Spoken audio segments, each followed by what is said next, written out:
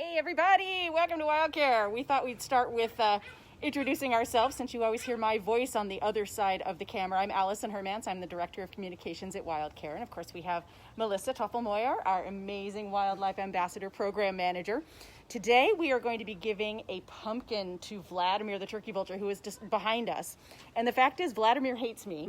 So I'm going to hand the phone over to Melissa and I'm going to go and hide up in a window upstairs. So I'm going to flip this around here. And do you want me to follow you in? Sure. Okay. Yeah.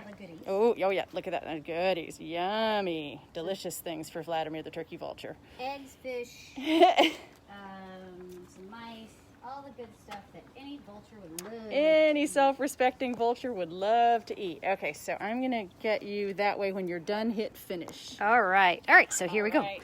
We enter the enclosure of the turkey vulture. So this is Vladimir. Vladimir is one of our non-releasable ambassador animals that we have at WildCare here. Go ahead and put this down.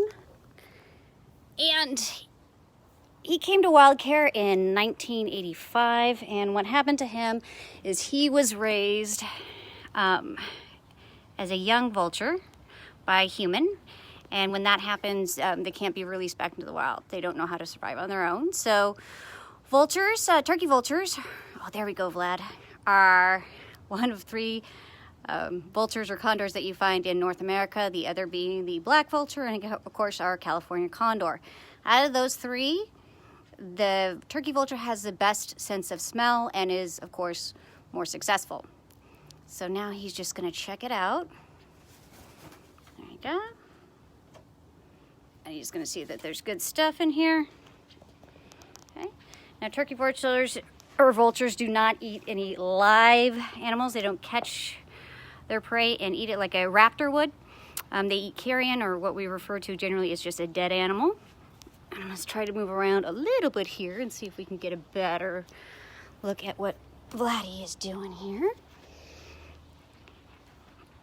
So what we feed him are mice, birds, and fish. He's got some eggs in there. Of course, all the animals that we feed our ambassadors are already dead, so we don't feed any live animals. And there he is enjoying that. So I don't know anything that's more Halloween than having a turkey vulture eat carrion out of a pumpkin. Okay. So incredible sense of smell. The part of the brain that's associated with the sense of smell is very developed. Okay. So they can smell, I don't know, anywhere I read from like 1 to 2 miles away. You guys will see these guys just hovering on thermals. I see them mostly when I'm driving down the highway. And there's a bunch of them just flying on the thermals over there. They have a bald head, pretty bald. They have a couple of feathers on there, but bald head is important, obviously, if you're going to stick your head into some really disgusting stuff. And it helps to keep them clean. Okay. Very powerful beak to rip off pieces of food off a carcass. He has no power in those feet. Okay, those feet are more for stabilization. He's like, this is my pumpkin. So he's just investigating around here, going through each and every little hole and seeing all this lovely dead stuff that's in there for him. I carved this pumpkin for him a little bit earlier today, stuffed it with his favorite food. And of course, this is one of many enrichment items that we have for Vlad. Anything can pretty much be enrichment and safe. We have a child's zany zoo over there, and he interacts with that, of course interacting with the pumpkin. And also one of his favorites is a Home Depot bucket and a rake. What he likes to do with that is I fill the bucket full of all sorts of good stuff, and then he likes to pull the bucket over and pull everything out, and he likes to pull the rake around as well. Okay. He's like, oh, I gotta get it. Okay. Oh, wow, look at that. Oh, that's just amazing. Oh, absolutely beautiful. Okay. Definitely an older vulture, one of the older ones that I've worked with. They can live much longer than this. Across the species, though, it just depends on where they are, because they are down in Latin America, and they use DDT down there. You know, ban DDT, and of course, pesticides are dangerous to turkey vultures. Interesting thing about turkey vultures is they can eat a carcass that has died from anthrax, botulism, and salmonella and not get sick. And then the reason they can do that is they have very strong stomach acids, pretty much like battery acid. It's corrosive, but they also carry 2 different pathogens in their stomach that kill viruses, diseases, and such. So they're nature's cleanup crew. So what turkey vultures do, their niche in nature is to dispose of a carcass. So when they eat a carcass, they're eating, let's say a carcass dies of anthrax, right? Like a cow, okay, dies of anthrax, which happens. They eat the carcass, and when they are on the carcass, they will start to poop. And in their poop, he sure does love his pumpkin, there is that acidic combination. So it sterilizes the carcass and sterilizes the ground around the carcass. So whatever that animal died from, in that case, it would be anthrax. It doesn't leach into the soil or the water system. So very, very important, very amazing animals. Very unique. Okay. One way that turkey vultures do cool themselves off is called urohydrolysis, and that's when they poop on their legs, and that cools them off as well. He has beautiful feathers. If you get up close, you'll see that they're very, very iridescent. They're also a matte. Instead of a real shiny reflective, there's some matting on there, and what that is to absorb the heat of the sun. When they open their wings, it's called a holictic pose, and they can raise their body temperature up about 6 degrees.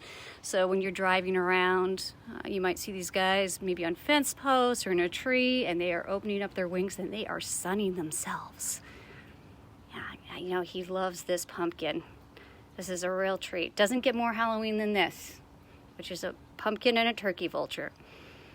But I left all the insides of the pumpkin in there because that, I think, simulates, as we can see, and he can eat the pumpkin, more of a carcass-like texture to it. And he's just absolutely wonderful. I mean, he's a joy to work with. Very, very, very intelligent. He's problem solving, and what I mean by that is he will figure it out. So he'll start turning this thing over, trying to get more food out of it. He'll jump on it, just as we saw. He'll stick his head in. He's a very, very busy vulture, and this is very cool to see him stick his head all the way in this pumpkin. You can see very powerful beak, but also very delicate. There you go. Get it, Vlad. And it's just a wonderful ambassador, one of the most amazing creatures to work with here at WildCare. Also a very popular member of our community, I would say. Also, along with Mojave, our desert tortoise, I say that Mo is famous and Vlad is infamous. Okay? Right there, he's using that hooked beak, tearing up his food into little bites there. Powerful beak. You'll notice that there's a hole that goes all the way through that beak there, and that's what he's using to capture all the scent molecules. So that long, flat surface there is better surface area to grab scent molecules. Yeah, he's awesome. He's great, and I feed him a variety of things. Vlad's probably one of has the most refined palates of any turkey vulture. I give him shrimp. We've given him squid. I haven't given him octopus yet, but we give him a variety of stuff. So it's not necessarily something that he would eat in the wild, but it is good enrichment for him. The reason he's let me in here is because this year Vlad decided that I was okay and that I was going to be the mate. So if you can watch some of our previous Facebook Lives, you'll see that for the first time we actually gave him a faux turkey vulture egg that we had in the museum. I gave it to him, and he rolled it into his nest and started incubating it, which I think is absolutely amazing. I had never seen that. His name does suit him well. I've heard a couple good turkey vulture names. I've heard Gretchen, I've heard Morticia.